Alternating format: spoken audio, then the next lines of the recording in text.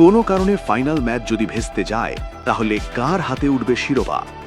দর্শকবৃন্দ, বিস্তারিত জানতে ভিডিওটি না টেনে ভিডিওতে একটি লাইক দিয়ে চ্যানেলটি সাবস্ক্রাইব করে ভিডিওটি কন্টিনিউ করুন। টি-20 বিশ্বকাপের শেষ লড়াই বাকি। আগামীকাল ফাইনালে মুখোমুখি হবে স্বাগতিক ভারত ও নিউজিল্যান্ড। ভারতের আহমেদাবাদের নরেন্দ্র মোদী স্টেডিয়ামে হবে ফাইনাল। কয়েক সপ্তাহের উত্তেজনাপূর্ণ প্রতিযোগিতার পর কে শিরোপা জিতবে তা জানার অপেক্ষায় রয়েছে ক্রিকেট প্রেমীরা। তবে প্রশ্ন উঠছে, ফাইনালে যদি বৃষ্টি বাধা হয়ে দাঁড়ায় তাহলে কিভাবে চ্যাম্পিয়ন নির্ধারণ করা হবে? আবহাওয়ার পূর্বাভাস অনুযায়ী ফাইনালের দিনে বৃষ্টির সম্ভাবনা খুব কম। তবে ক্রিকেটে আবহাওয়া সবসময়ই অনিশ্চিত, তাই ম্যাচটি বৃষ্টিতে বিঘ্নিত হলে বিকল্প ব্যবস্থাও রাখা হয়েছে। ফাইনালে ওয়াশআউট এড়াতে অতিরিক্ত 120 মিনিট সময় যোগ করা হবে, যাতে দুই দল অন্তত 10 ওভার করে ব্যাটিং করার সুযোগ পায়।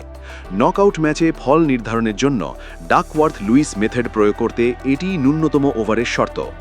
যদি নির্ধারিত দিনে ম্যাচ শেষ করা সম্ভব না হয় তাহলে পরদিন রিজার্ভ ডে রাখা হয়েছে। সেক্ষেত্রে আগের দিন যেখানে খেলা থেমেছিল সেখান থেকেই ম্যাচ আবার শুরু হবে। অন্যদিকে ম্যাচ যদি টাই হয় তাহলে ফল নির্ধারণে সুপার ওভার হবে। তবে বিরল পরিস্থিতিতে যদি রিজার্ভ ডেতেও খেলা শেষ করা না যায় তাহলে নিয়ম অনুযায়ী দুই দলকেই যৌথ চ্যাম্পিয়ন ঘোষণা করা হবে, মানে নিউজিল্যান্ড ও ভারতকে যৌথ চ্যাম্পিয়ন ঘোষণা করা হবে। আইসিসি ফাইনালে এর আগে একবার যৌথ চ্যাম্পিয়নদের দেখা গিয়েছিল।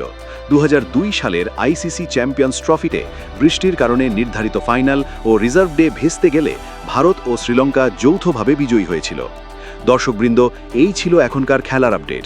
পরবর্তী খেলার আপডেট ভিডিও পেতে আমাদের চ্যানেলটি সাবস্ক্রাইব করে আমাদের সাথেই থাকুন।